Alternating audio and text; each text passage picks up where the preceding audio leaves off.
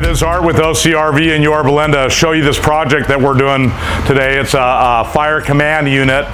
So this unit ends up getting drug off road in uneven areas, and so they were just dragging the back of this thing off and tearing the wheels off of it. So they called us up. I went out and took a look at them, and they've got 3 of these units.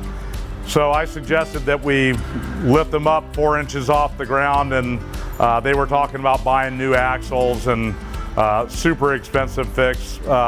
So we came up with a solution.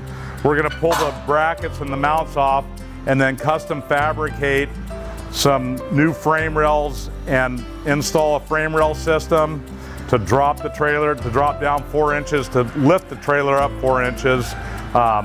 And then we'll bolt it all back together, and then they'll have their trailer lifted up 4 inches and problem solved. So if you've got any fire and rescue vehicles, commercial vehicles, RV, please come see us at OCRV in Yorba Linda.